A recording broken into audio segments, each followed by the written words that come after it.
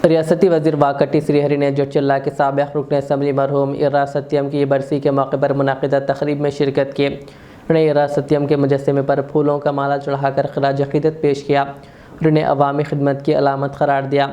वज़ीर ने कहा कि सत्यम ने अपनी पूरी ज़िंदगी गरीबों और कमज़ोर तबक़ात की खिदमत के लिए वक्फ़ कर दी थी, इसलिए आज भी वो हर गरीब के दिल में ज़िंदा है। उन्होंने कहा कि सत्यम की अवामी खिदमत नई नस्ल के लिए मशग़ले राह है और इनके नज़रियात को आगे बढ़ाना हम सबकी ज़िम्मेदारी है। अमर रहे सत्यमन्ना, अमर रहे सत्यमन्ना।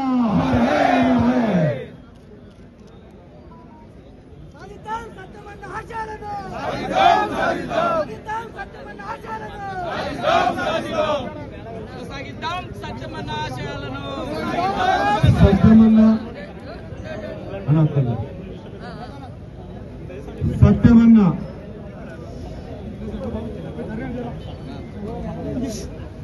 ఈ పేరు వినని వ్యక్తి, ఈ పేరు చెప్పగానే ఆయన్ని దాదాపు ఎన్ని సంవత్సరాలైనా కూడా కళ్ళు మూసుకొని నెవరేసుకున్నా కూడా ఇంకా వేలాది లక్షలాది మందిలో బ్రతికే ఉన్న వ్యక్తి ఎవరైనా ఉన్నారంటే పాలమూరు జిల్లాలో ఆనాడు పండుగ సాగిన తర్వాత ఇంకొకరు బతుకున్నారు మన పాలమూరు జిల్లాలో అంటే అది ఎర్ర సత్యమన్న విషయాన్ని ఎవరు మర్చిపోవాలని తెలియజేస్తా ఉన్నారు.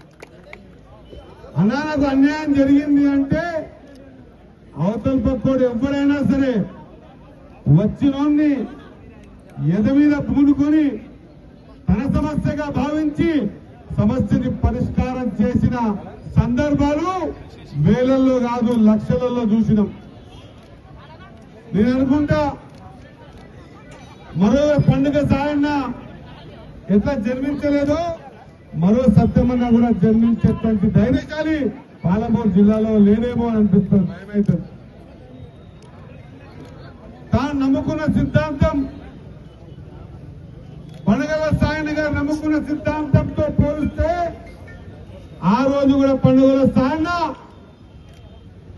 పెద్దల్ని కొట్టి పేదోళ్లకు పంచేటువంటి ఒక మహత్తరమైన కార్యక్రమాన్ని పూని ఆ కార్యక్రమాన్ని తాను భుజస్కంధాల మీద వేసుకుని ప్రతి పేదోడు సత్యమన్న కంపౌండ్కు పోయిందంటే వారికి న్యాయం జరుగుతుంది అనే నమ్మకంతో పోయి ఆ న్యాయాన్ని చేసుకున్న సందర్భాలు చూసినామన్నమాట ఒక్కసారి గుర్తు చేస్తున్నాం.